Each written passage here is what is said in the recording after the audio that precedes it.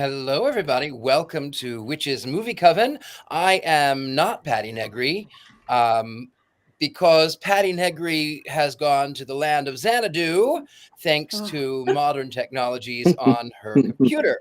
She was here for about a minute and she started to say something to Ms. Courtney Buckley, and something amusing happened. Her computer decided that she was not going to be here for now, and then she hit some sort of Back to the Future time machine. I don't know, but that's what I hear. So she may be joining us later. I hope that she is. But in the meantime, as I said, I'm not Petty Negri. I am actually Richard Lale. I am one of your hosts. And now we'll go over here to Ms. Courtney Buckley. Courtney. that's me. I'm Courtney Buckley. I am Ghostbait on Scared and Alone. I missed you guys last week.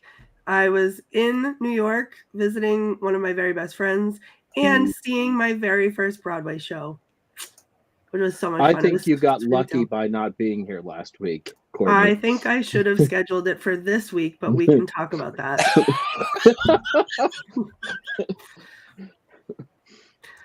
Also, I would just like to remind everyone I'm a very, very powerful witch. So whoever was in charge of this week has better sleep with one eye open. So let us go from there to Ms. Heather Green. Heather Green, hello. I am not the person that wand was aimed at. Yes, I am Heather Green. I am the author of Lights, Camera, Witchcraft. It is the definitive guide of witches and witchcraft in film and television.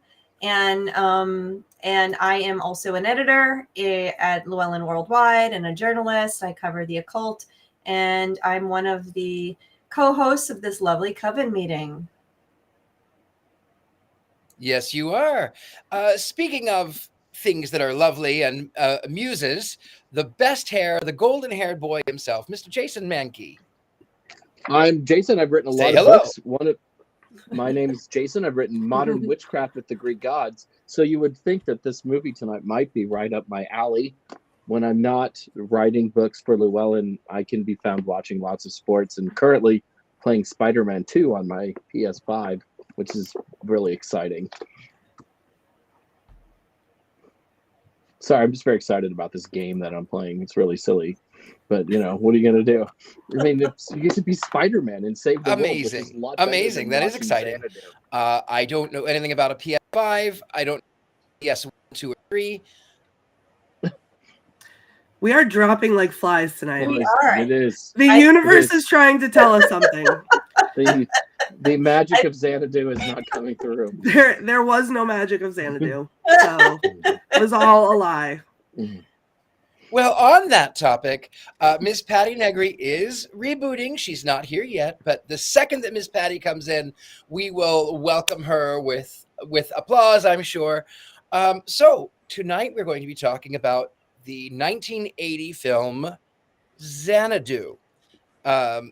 Normally, of course, it would be tossed to me, and I would give an unbiased synopsis for those of you who it. Saying that my connection keeps going, and I think, of course, it is the magic of Xanadu. Maybe the muses don't want me to be so aptly amused. Oh, here we go. Miss Patty Negri is back. Welcome back. Computers hate me. I'm going to run away with Black Phillip. Huh. There's Xanadu. I was just jump scared. Yeah, no, exactly. So, we've all introduced ourselves. It is just now for you to reintroduce yourself. Hi, everybody. I'm Patty. I'm the one who have a haunted computer and a haunted phone and a haunted printer and a haunted everything else. But I'm here with the most beautiful coven on the history of the world. And that's all I have to say for right now. Did you guys did we just introduce ourselves? Did we talk about the movie? Introduced ourselves. I just said that we were going to watch Xanadu, but now I throw the reins back over to you. We're going to watch Xanadu. Patty Negri. Okay, we're going to talk about Xanadu. Xanadu. I hope you guys watched it. I did for the very first time. Now, if anybody didn't watch it, though, Richard Lale, do you have an unbiased synopsis of this film? If that's what we're going to call it, yes. Yes, I do.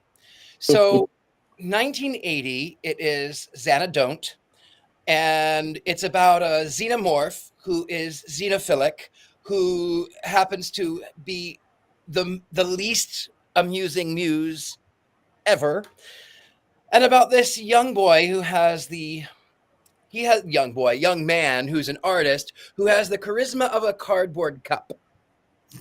Nonetheless, he has this dream of creating this club that obviously is going to last forever as a work of art, because roller discos are going to be around forever. Yes. And then he has this chance encounter with Olivia Newton-John's character, who is somehow sent from heaven above to. It's also, by the way, this is the sequel to the. It's the sequel to a movie which was an answer to a play, something like Heaven Can Wait or something. Anyway, all of that stuff aside, there's a lot of disco and a lot of shiny polyester and a lot of roller skates. And he's trying to paint, and he paints the wrong things because obviously his job is also going to last forever. He paints posters that are enlarged from photographs that would go out of fashion in 10 years anyway, but it's a good thing he's young. Anyway, so he meets this muse, and then he meets Gene Kelly, and Gene Kelly, who had an affair with Olivia Newton-John back in the 40s, apparently, wants to open a club, and he wants to open a club that's rock and roll because it's the 80s, but Gene Kelly wants to open one that's the 40s. So they go to the Pacific Palisades, to an old building that was built in 1934 and then burnt down, goodness, years later. And then there's a lot of dancing and roller skating and really awful effects, and something about a 15 or 20 minute closing. And then at the end, the muse goes back to heaven, and he then meets a server girl who looks like the muse, and he just wants to talk to her at the end. I don't know. I don't know.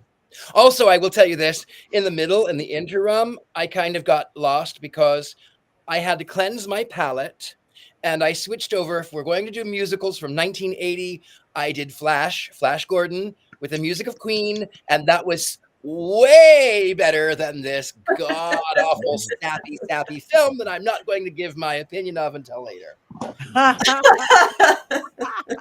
I bet we can guess what your opinion's going to be, though. No. I don't think so. I think that was very unclear. Yeah, very unclear. Oh my. Moving on. Thank you, Richard Lale. Now you guys all know what the film is, just in case you didn't see it. Would this one be in your book, Miss Heather? By any chance? Absolutely not. It is not a witch film at all. Not a witch to be found. So no, it's not. But I do have some things to talk about. So obviously we're talking Xanadu 1980. It was written for this movie, but based on a movie hang on a second. The name of it, Down to Earth. It was based on a movie, Rita Hayworth movie musical 1947, but it's not a remake of that. Clearly not. This movie, I'm going to give you top 5 things to know about this movie. So I'm going to give those to you, and then I'm going to fill in the blanks because there's a few things you got to know. So my top 5 things to think about when you are watching this movie or thinking about this movie is first, it's a movie musical, and that's important at this time of in the 1970s. We're going to talk about star power. There's a couple stars we need to talk about. We have the music, of course. You can't have a musical without music. That's a really important part. And we're also going to talk about that lovely little animation section because there's some notes I have about that. And also a witch connection. Ooh, it may not be a witch movie, but there is a witch connection, and I'm going to point that one out. So just to go through this real quick, to give you these little notes, to make it maybe a little bit more fun when you watch it the next 5 times, because I know you guys are going to watch it more. First of all, it is a movie musical, as I said, and the movie musicals were really popular at this time. It's 1970s. They started to gain popularity in the early 1970s. You think Cabaret, 1972, and Fiddler on the Roof, 1971. Of course, those won awards. And then it kept going from there. Willy Wonka, Jesus Christ Superstar, Rocky Horror was 1975, Saturday Night Fever, 1977. Scorsese did New York, New York, 1977. Of course, The Wiz, we talked about that. And Grease, which of course is what leads us into this being a musical, because this, of course, is an attempt to reenact the fame that Olivia Newton-John got from Grease. It's really a rehash, or trying to ride the coattails of the success of Grease, which we can talk about whether it was successful in that or not later. Crap. So that leads me into the star power. Point number 2, you have Olivia Newton-John, and this is a star vehicle for her. And you really know that if you haven't figured it out by halfway through the movie. The last 20 minutes, as Richard Lale pointed out, is a scene which is like Olivia Newton-John over Olivia Newton-John, again, Olivia Newton-John and Olivia Newton-John over and over in the various costumes. This is an Olivia Newton-John star vehicle, is what this is. And again, riding the coattails is her success, and also the success of musicals. The other person to talk about, of course, is the lovely, lovely Gene Kelly. My mind is, it's late here, guys. I'm tired. Is the great Gene Kelly, who is one of my all-time favorites. He is also a icon of movie musicals from the 1940s. Some of my favorite classics, most well-known, Singing in the Rain. You have American in Paris. You have, Anchors Away, On the Town. I mean, you can go on and on. This man is a fantastic dancer and singer, and he was an icon of the 1940s and 50s movie musicals. I recommend seeing him in his prime, because Brigadoon, oh my goodness, I love him in Brigadoon. Anyway, so you have him as well, and this was his last screen performance. He was in a couple TV shows, and then he passed in the 90s. So he's an icon. He's a nice person to point out in this movie. And then we move to music. This is what the movie has survived for, is its music. So you have Electric Light Orchestra was involved with the actual music. Yellow, very popular at the time. You have the Tubes actually in the performance. They're in the ones in the orange jumpsuits. And the song Magic won a Grammy. So you do have, and this is what's kind of the movie has gotten a following, probably because of the music. I can't think of any other reason it would. So this is a Grammy. Okay, it's a Grammy, not an Oscar-winning film. No, it won the song won a Grammy. Okay, that's Magic. The song Magic, which is a good song. Okay, that. Yeah, I got my awards mixed up for a minute, because no Oscar. No, this actually has one. This did win an award. It won the very first Razzie Award. Raspberry, yeah. Because it's awful. But Gene Kelly, he didn't do any more major motion pictures, but he did do a lot of television shows after. And one of my favorites of Gene Kelly was Ghost Story 1981, which we've talked about before, but that's all we'll say about that topic. Yep. And he didn't do any more motion pictures, but this was his last motion picture. But he did a lot of little things, TV things and series and stuff like that. Yeah. So that was music. And then I wanted to talk about the animation a little bit and tell you a little bit connection on the animation, which that's her favorite part, I can tell. Was, you may have noticed, I don't know if you guys noticed, notice that it kind of looked like a little like a Disney animation. It very much felt like that. Well, it was done by Don Bluth, which surprised me, but it looks like Don Bluth's work. Don Bluth left Disney in 1980. He had been with them for decades. He was trained there. He was a Disney animator. I don't mean to interrupt, but it's a secret. It's a secret of NIMH. Maybe we shouldn't tell them. Yeah. And Secret of NIMH was his very first animated film with his own studio in 1982. So that's kind of another little little connection that this movie has. It has a lot of kind of people connected to it. And then the last one, the witch connection. So the choreographer is Kenny Ortega.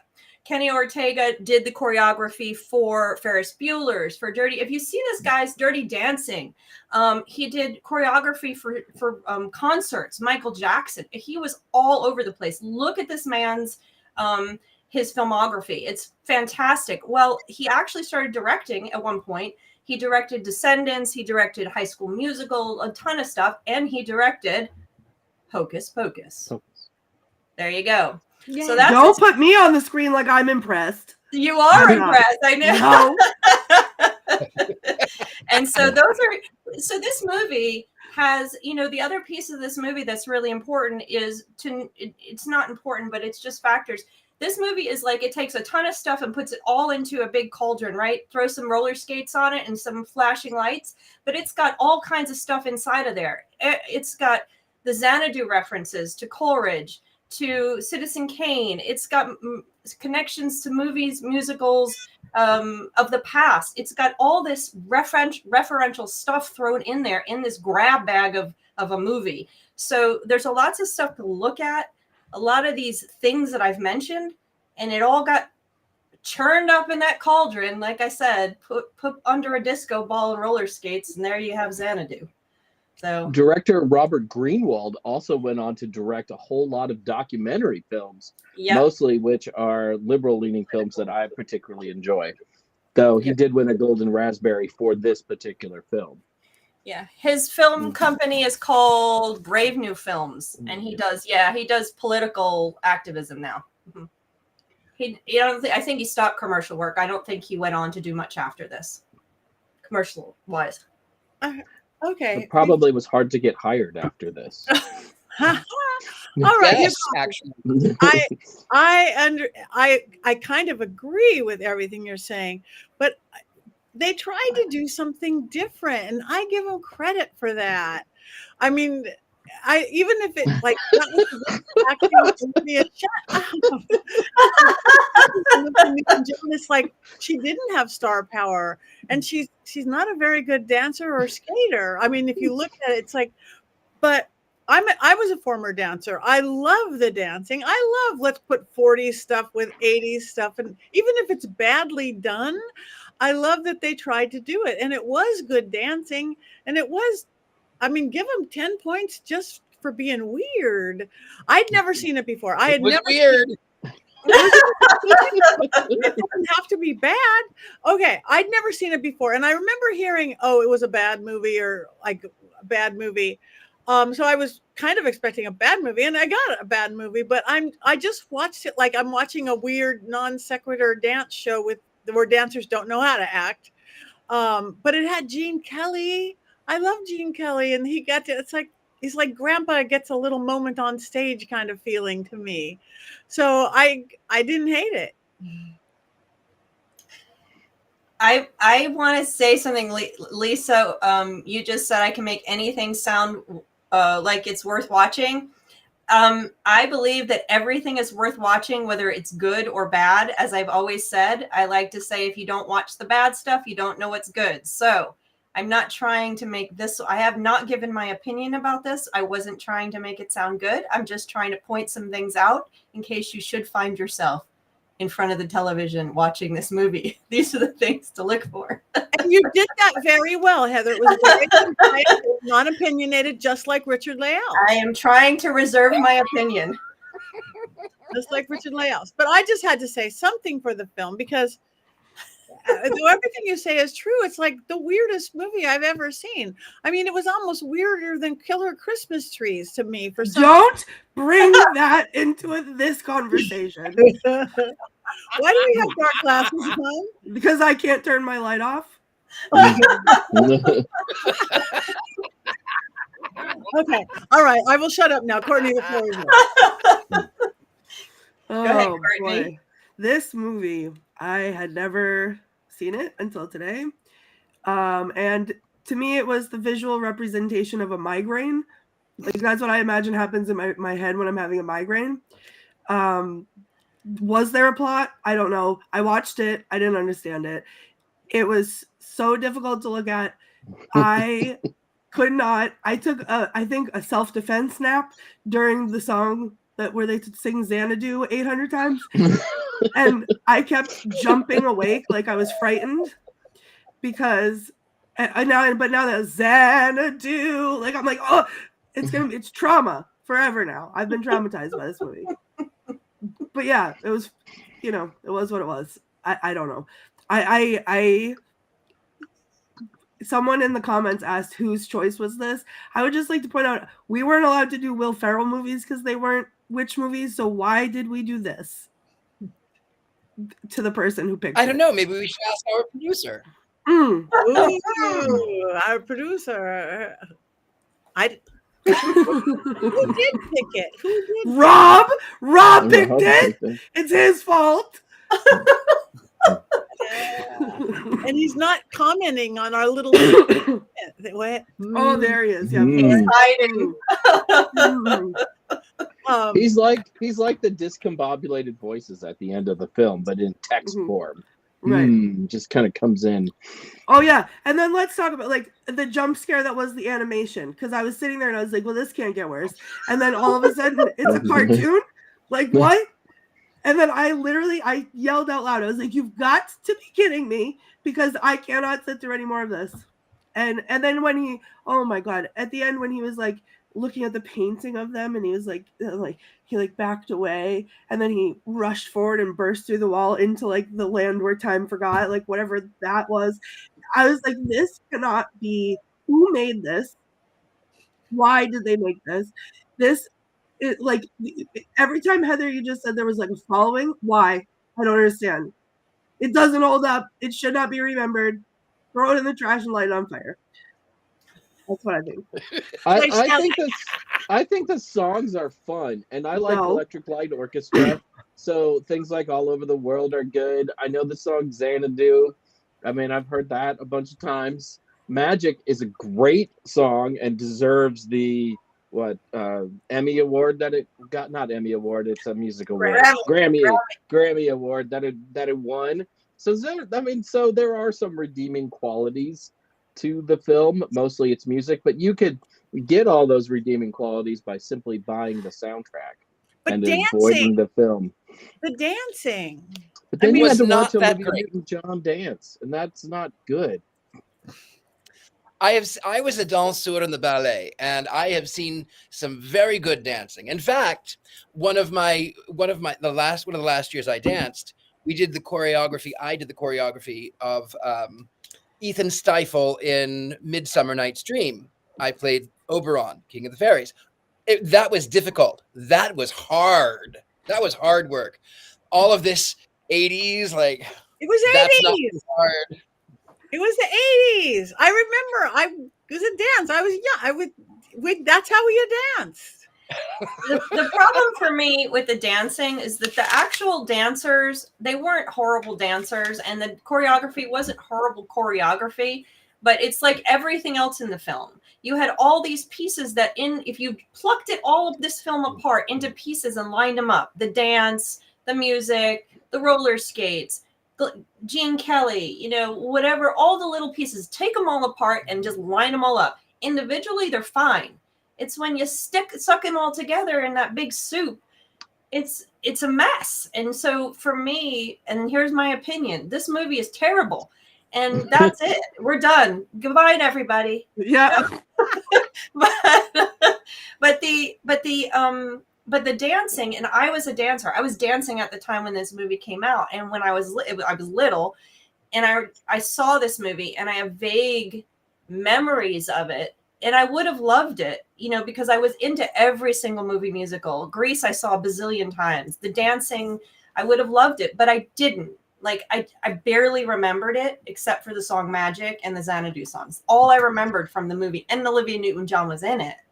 But the problem with the dancing for me is that it didn't, like everything else, it was disjointed. It was like, it was there and it just interrupted everything. And it was like, look, here's the dancing. We're dancing. It just was like, it didn't flow. None of this flowed. None of this told a story. So, this was a terrible movie. It wasn't helped by Michael Beck or whatever that actor's name is, like Sonny Malone, because he's terrible in this film. He's a giant charisma suck. I think he only got the job because his hair was perfectly feathered in that late 70s way, right? And he kind of looked like he might have been a Hardy Boy or something from that particular TV show. But every time he shows up, he sucks all the energy out of every scene. He's really bad, really bad. Olivia Newton-John was supposed to be Mel Gibson. It was supposed to be Mel Gibson. Now, our producer posted that, but I remember I did some research on it too, and it was supposed to be Mel Gibson. And one of the reasons maybe Mel Gibson became something else is because he did not do Xanadu. Did not do the movie where people's careers went to die. Weird. Right? Weird. Can I mention, can I react to the one, I can't read the name, Taya, maybe? Yeah, please. About the word Xanadu? I was laughing while you were talking because I read that. Yeah, so the word Xanadu comes from, it's actually the palace, Kublai Khan Palace, Summer Palace, and it was referenced in a Coleridge poem, which is actually recited. The first few lines is recited at the beginning, or no, towards the end of the movie, I think. She recites it, and then he recites the other thing, a very, silly moment. And Xanadu is also used, was the name of the palace in Citizen Kane, in his house. Yes. Which was a very dismal place, like this movie. So the idea of it is the Xanadu is supposed to be this place of this idyllic place, this palace, this place of joy and everything like this, summer palace, whatever. And so that's why they called it that. But, maybe it's more like what you suggested. I don't know. It could be used for that as well, perhaps. Can I just address a comment? We had to scroll back a little bit for this one. Crescent Moon Soaps and Crystals says, what I want to know is who y'all pissed off. Like, I'd like to know that too. I'd love to know that. No, we know who chose it, so we know who we pissed off.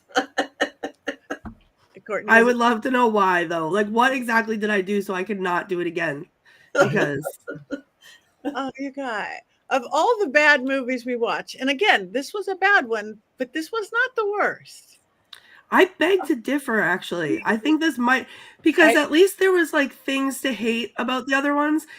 Like, there was pieces that I could pick apart and not like and whatever, but like there was some redeeming quality to them that I could say, okay, yeah, everything was terrible, except, you know what, I'll give it credit here.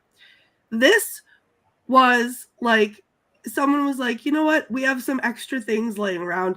Let's just like let's put neon lights on everything and roller skates and like just, whatever, just put it all and put no thought into it and just let them go and dance around. Like, there was nothing to this. I feel like it had no substance whatsoever, and there's nothing, I could not like anything about it. Little Witches at least had boobs and butts in it. I'm just gonna throw that out there. I should have swapped. Because boobs and butts would have made this better. Yeah. Well, there's a song Magic. Magic is a good song. No. Magic is a good song. None of the songs were good. Magic is a good song. Karaokeing that for you, Courtney, one day. None of the songs. All of the songs made my ears bleed. None of the songs were good. I hated them all. They all sounded the same. Except for Xanadu, where they were singing Xanadu song, and it was jump scaring me out of my, my, what did I call it? My self-preservation power nap, my self-defense nap. Yeah. Your glasses kind of remind me of the movie, though. They better not. With the glow around the sides. They really do. There's no glow. These are Pride glasses from Target. Thank you very much. Let's all be allies. Okay, thanks. Even beyond, speaking of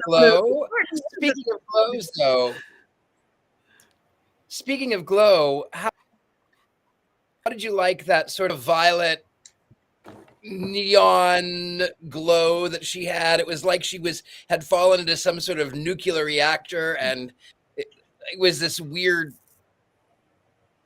It was supposed to make her look ethereal, but it just made her look like Swamp Thing. And then it turned yellow, didn't it? Then it was yellow for a while. It did. And it was. Right. And then when he went through the wall, I thought I'd entered the Tron movie for a minute with the lights and the lines and stuff. I'm like, oh my goodness, we're gonna get a Tron bike in here any minute now. We could have only been so lucky.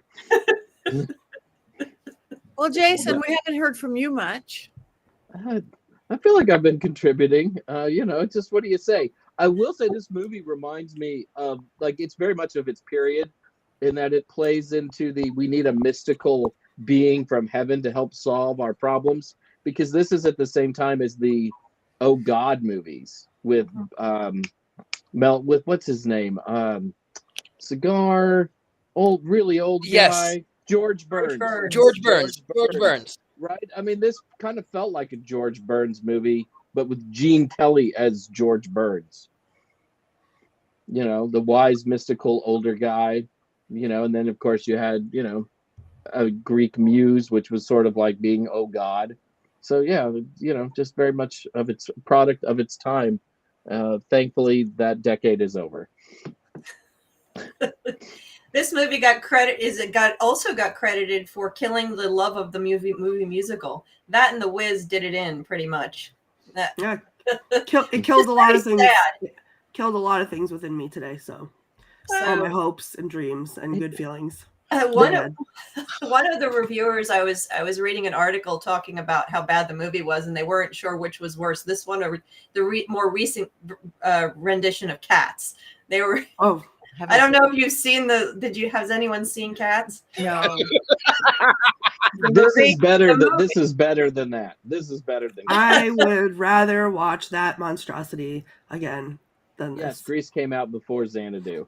This was an attempt to cash in on the greatness of Olivia Newton-John, and they did not cash in on the greatness of Olivia Newton-John. No. I'd rather watch Cats again, but that's okay. Me too. Oh no. Are we going to watch this? Is quick. At least this is quick. And the songs are a little bit better. Oh no. Cats musical the music from Cats is fantastic. Heather, yes. Forget it. I could at least close my eyes. I'll sing them all right now. That movie. Memories. Please. Okay. Yeah. No. At least those are good. No, I can't. Yeah. Meanwhile, the same year, Flash came out. And that was so much of a better film. Queen sang the soundtrack. And then, of course, you have Leather Daddies and Wings. And you have Ming the Merciless, What's Not to Love, the best villain ever.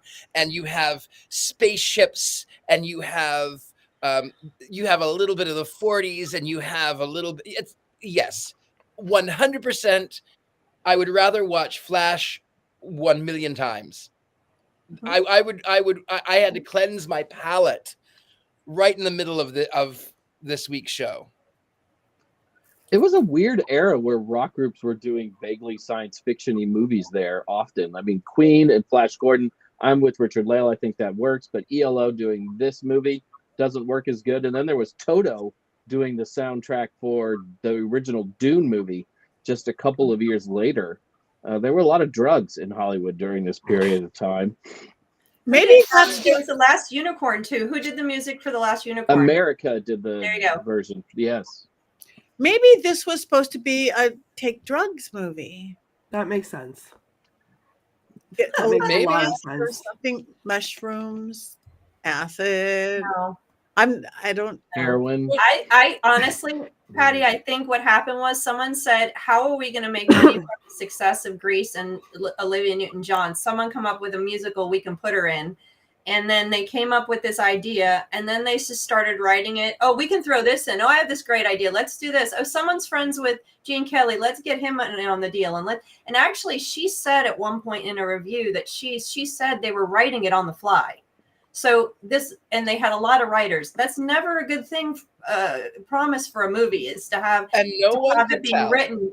Just let's throw in some. Let's throw neon lights. Let's throw. No one said no, and no one said no to any of it. No one had an ounce of common sense and said no to anything. They said yes, great idea. Give me another one. Wait a minute. And Courtney, what's worse is they made a Broadway musical out of this. No. And it went for 1 year, 517 performances, and a national tour before closing. And here's what's even worse than that. There is and if you know about Broadway musicals, there is something called junior versions, which are done at high schools. There is a Xanadu Junior, which you can bring to your school. No, or to a school near you. I am not a terrorist. That's domestic terrorism. I will not. You know why? You know why it's a musical. You know why it is, because people do love it. They do love it. They love it. They love it. But we have to ask: was it great, or were you 8? That's True. A fair question. That's a fair question. That's going to be the entire Star Wars episode here in a few weeks. Was it great, or were you just 8 years old? Even start. No. See, there's not even a question. This is a good the glasses, Courtney. This Nostalgia's would be a good musical for kids. This would be a good musical for kids, though, because this had to have been G-rated. I mean, there's nothing provocative about this movie. There's nothing racy about this movie. And the love interests even seem scared to touch each other at various parts of the movie. It's really weird how G-rated it really all is. It is, and I think you're being way too harsh. It's a bad movie, but it's a very different, original, even if it's bad. I fall asleep. I would say my head on occasion. Olivia Newton-John had no chemistry with either Gene Kelly or with what's his name, who fell off the face of the planet, who played the lead with the good hair. Zero. There was no. I agree wholeheartedly. And he's supposed to be automatically in love with her, but clearly he wasn't. There was no. It was just, oh, okay. Now in this scene, I have to kiss you. Okay, don't make that face again. That was. Please. I just almost passed out. I just almost had another self-defense nap just now. Well, you know, the thing about it being for kids is I don't think it is, because because it doesn't. Kids need a story that they can hold on to. There really isn't a story in here. So it just, I don't even think it's, I mean, I think if you can extract the music and just make a nice little album out of it with Magic and Xanadu, and then let the rest of it. That's been. You can buy it on LP on what is it? Not 78, 33 RPMs. You can buy it on 33 RPMs. You can buy it on CD. You can buy it on tape. You can buy it on. You can listen to it for free on YouTube. People have done that. You could find. I had a lot of people on my social media praising this movie because they watched it when they were young, and that to me says that when you're a kid, maybe you do like this movie because the plot holes are a lot smaller when you're 8 years old, I think, right? And it just looks kind of fun. They move from one little musical scene to another musical scene. She can turn into a cartoon. You know, maybe as a kid you really like that and it appeals to you. Lightning bolts. Can I just point out that you just said the plot holes were a lot smaller, as if the whole movie wasn't just one giant plot hole? That's it. I'm just bringing it up. That's all. You have a point, Courtney. I'm not going to disagree. Okay. Yeah. All right. Is that everything that's been said about this film? Have we said it all? Did we light it on fire yet? I think we did. But we still. We vote before we do. No, we do the Mankey moment before we vote. I've said it. Quotes. Does Courtney have quotes from this movie? The eye roll. Unfortunately, I forced myself to find something because my quote was throw it in the trash. Okay, so there's that whole conversation, and that, like, I tried to write this down, and then I was so distracted because I was like, what are they doing? When she says, listen, if you're gonna dance, you have to wear something. And then Sunny says, that looks special. You need some glitz. glitz, something sharp looking, something with a bit of pizzazz to it, hot. And then they go to the glitz factory. Like, please, okay, I'm putting these on myself because this is so embarrassing to talk about. Okay. Haven't you been to a glitz factory? No, I have not. There is a roller rink down the street from me, but Danny says, I used to be in the music business, but now I'm what you might call retired. It's a refined name for bum. And I thought that was pretty funny. And then when they're asking, Kira, I want you to promise me one thing, anything. On opening night, I get the first dance. And she says, okay. And Sonny says, you're going to dance? And he said, oh, I've been known to twinkle a toe or two. But then my favorite quote, this is my favorite one because this is how I felt about this entire movie. Sonny says, dreams die. And Danny McGuire says, no, not by themselves. We kill them. And that's what this movie is. A dead dream. Let's kill it. Oh. The end. Thank you. You're welcome. Pretty good. Before we go to the Mankey Minute, can I just applaud Taya for mentioning Grease 2? Because I loved Grease 2 when I was 8. Yes. And I could sing every song in that musical. And that is a terrible movie, but it is so good. That's a terrible good. So not this one. Anyway. I've never seen Grease 2. Oh my goodness. We are watching it.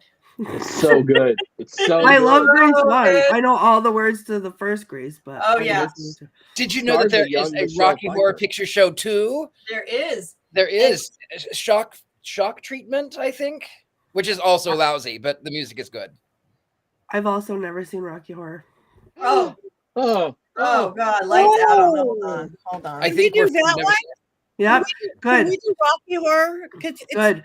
Turn those lights right off. Good. Now everyone can feel my pain too. We can definitely do Rocky Horror. I don't know if there's any magic in it, but it's more witchy than this one is. I can. Can we dress? Yes. I say we can dress. Yes. And we can dress. We can dress. Number 1, I'm assuming. I would love that. How can you? I just don't even know how you could go like more than 20 years in life and not see Rocky Horror Picture Show, right? I've been more than 30 years in life and not seen it. I know, but don't know how. It's the best. You got to see it at midnight in New York City. Okay, we should have a party then. Sounds like it. Okay. Courtney, how could you? He has the girl's seal of approval. All right. Now, perhaps we move on to the Mankey movie minute. I just realized these aren't even a minute now. They're like way long. That's okay. You like it. Yeah. 3 or 4 minute soliloquies. All right. And I even used the wrong title. All right. Here we go. Let me take you back in time to a magical world called the late 1970s. It's the winter of 1978, and 2 Hollywood writers are holed up in their office working diligently, even though their entire office is covered in snow. We know it's Hollywood, but snow is on the ground, on the desks, and blowing in through an open window. Snow is everywhere. And when one breathes it in, they just can't help but breathe in the snow. The cold and especially the snow gives these young writers strength and enthusiasm.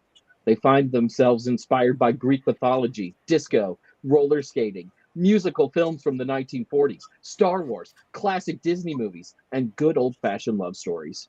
The writers move around the piles of snow on their desks, savoring the power nature's candy provides them.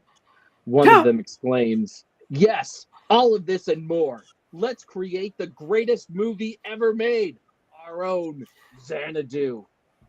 The freak snowstorm that so inspired our young writers then found its way to the movie's team of directors, producers, costume designers, and choreographers, fueled by the type of soft powder that usually only exists on the slopes of Lake Tahoe. Everyone involved in the movie is focused on new and ever-expanding highs. Legendary performers such as Gene Kelly are signed up to star in what is essentially a movie about roller skating. The snow claims all the senses of the movie's creators. A visual spectacle is not enough. Grease was a huge hit. Olivia Newton-John should be in our movie because, hey, why not? Let's bring in Electric Light Orchestra, they yell. Why? Because the band is huge. It's an orchestra, and they are electric. The San Francisco band The Tubes is made a part of the picture. Why? Because so much money involved in Xanadu is going down the tubes and up the noses of the people involved with this film. The snow, of course, is cocaine, because only cocaine could have created this movie. There are 79 ideas competing for attention in Xanadu, and none of them are explored adequately. The movie just moves from one unrelated tangent to another unrelated tangent. Our hero, Sonny Malone, is clearly drug-addled. He steals a young woman's bicycle and forgets about it after meeting a 70-year-old man who instantly becomes his best friend. And I don't know why, but that line gets me every time I read this. He later leaves a ladder in the middle of a crowded sidewalk after seeing this man again. Drugs will affect your memory, kids. Drugs also ruin Sonny Malone's sense of discernment. Over the course of 3 days, he falls head over heels in love with a woman who has no home, no last name, and no chemistry with one Sonny Malone. If I had met this mystery woman, I would have instantly wondered if she was a serial killer. Only serial killers or heads of drug cartels are this secretive. This mystery woman calls herself Kira, but it is really the goddess Terpsichore, the muse of dancing, even though Kira's dancing is tentative and what I would describe as not very good. But perhaps most curiously, the Greek muse of dance has an Australian accent, which would only make sense to someone on cocaine. I mentioned Gene Kelly earlier. He plays jazz lover Danny Maguire, who apparently met the muse of dance in the 1940s when she sang on his records. An opium fiend in the 1940s, Maguire is unable to recognize his muse 30 years later, despite her being physically unchanged and having many pictures of her in his mansion. A mansion he earned entirely through legal means. Wink, wink. Sonny Malone's chemistry burns much more strongly with Danny Maguire, and I couldn't help but hope that the two men might run off together to the YMCA. This was shot in 1979, after all. Or perhaps form some sort of throuple with Kira, who doesn't really seem to like either of them, and yet hangs around because they have something perhaps she can't easily get on her own, like cocaine. And then there's the giant ending of the movie. Xanadu is supposed to be a club for either rock and roll or jazz, but in the end, it just feels like a giant roller skating rink for the Studio 54 crowd. As people roll by on their roller skates, snow is kicked up on the floor of the club like the patrons are wearing ice skates. Various groups move on and off the floor of the roller skating rink, singing and dancing what can only be the origin of what we might now call a flash mob. Several years later, the snowstorm finally subsides, and people awaken to the carnage all of that snow left in its wake. The movie career of Olivia Newton-John would never recover. As penance for starring in Xanadu, Gene Kelly never starred in another motion picture. And Michael Beck, who starred as Sonny Malone, well, he went back to his home planet after the movie came out. Cocaine, kids. Don't do it. Yay! That was amazing. Beautiful. Incredible. Thank you. That might be the best one yet. Yeah, that might be the best one yet. All right. Well, it's time.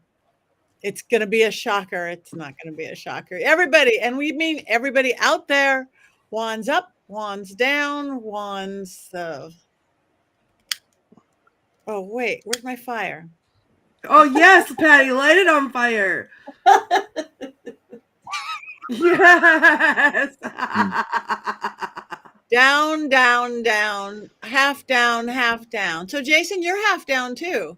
I'm like right in the middle. This is a terrible movie, don't get me wrong, but I do like the music in the movie, and it does make me laugh because it is so bad.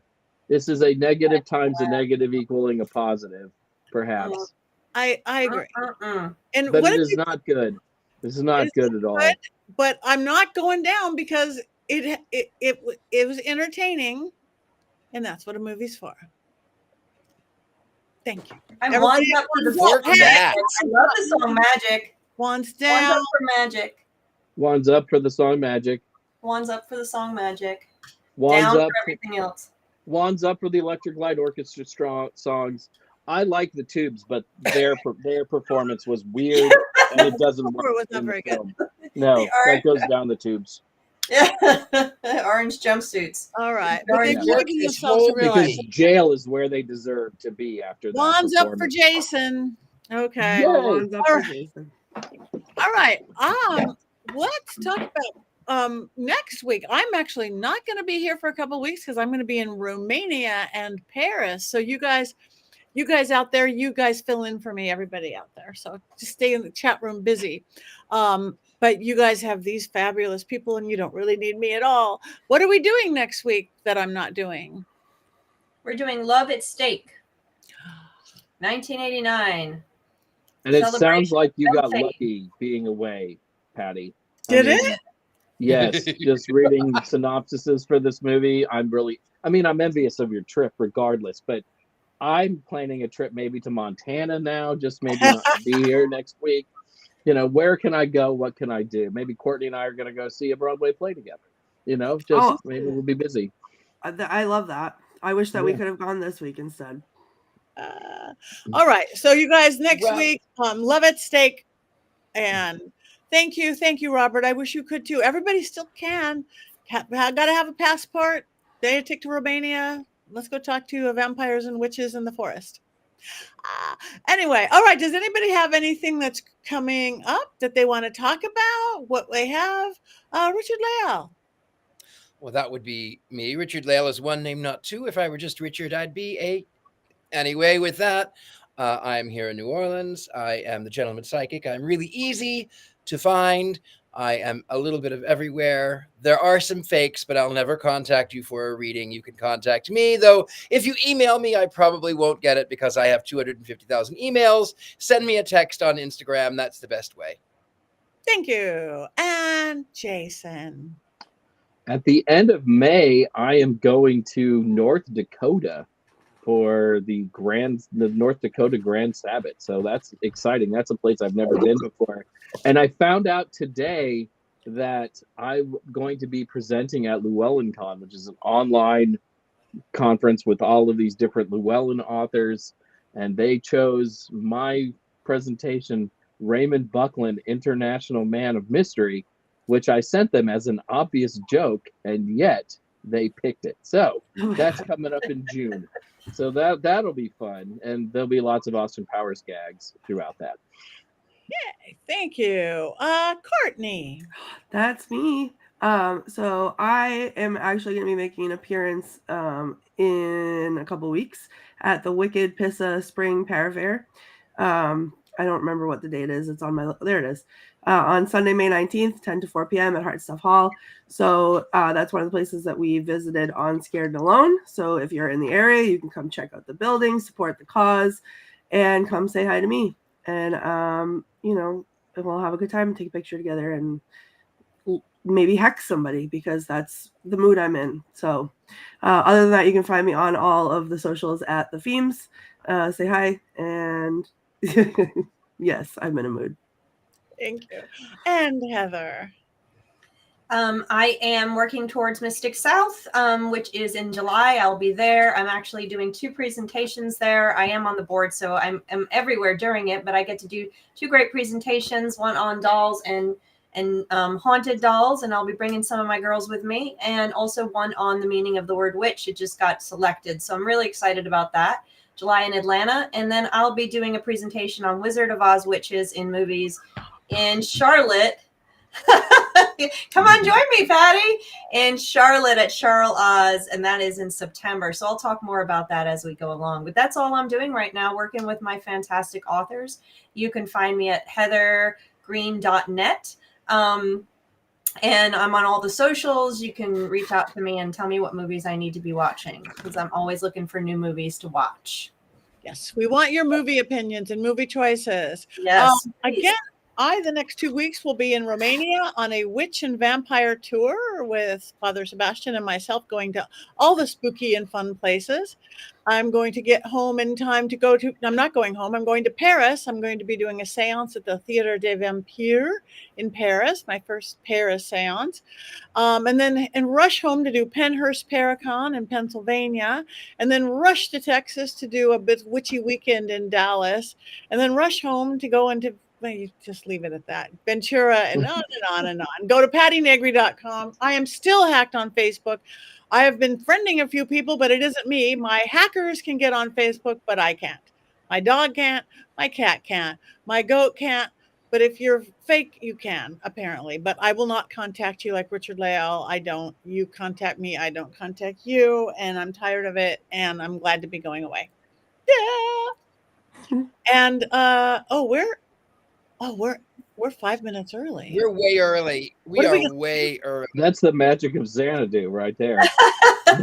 We should just sing the word Xanadu over and over again for 5 full minutes while I take a self-preservation nap.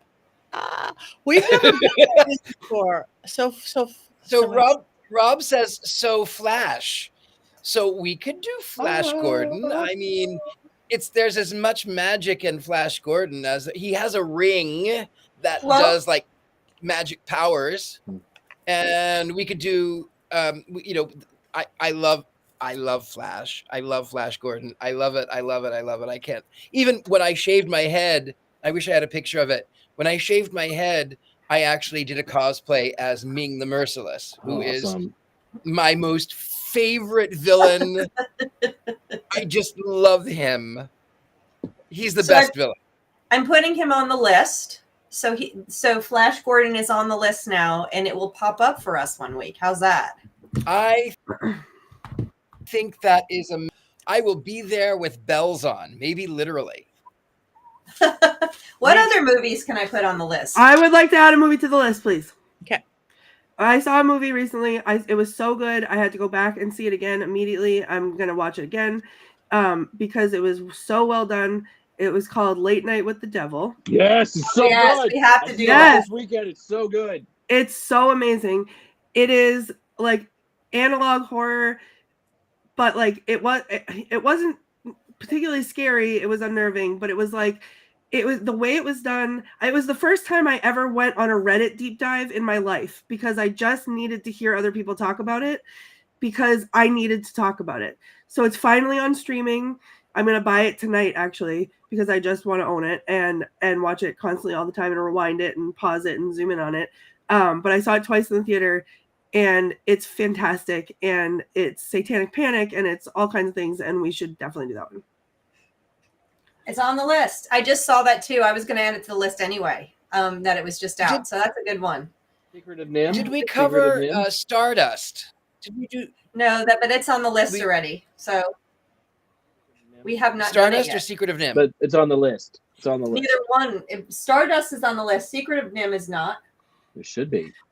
Jason, if you would like to discuss theories, I will unhex you so that we can talk about it.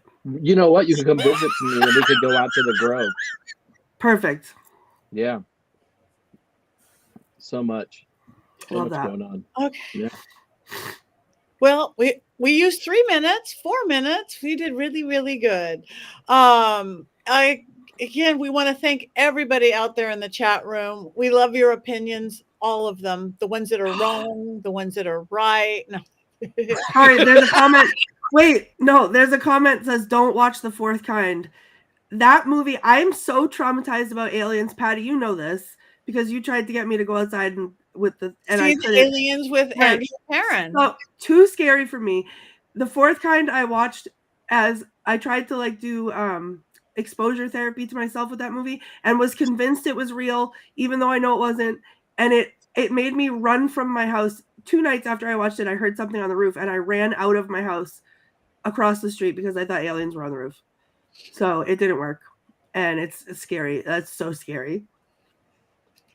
Andrea Perron's aliens aren't scary. They like 40s music. They would have Gene Kelly there and bringing down the spaceship because that's what she sings. This is my actual nightmare. Yeah. No.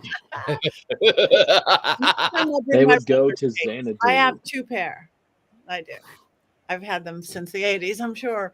All right. Well, it is close enough to that time. We have one more thing to do. I was going to suggest we sing Xanadu instead of Crackle, but you. No. Yeah. Let's do it. Let's just cackle. I'm going to sing Xanadu. All right. Okay. Okay, Courtney, you and I sing Xanadu as they cackle. Okay. Okay. 1, 2, 3. Xanadu, Xanadu. Xanadu.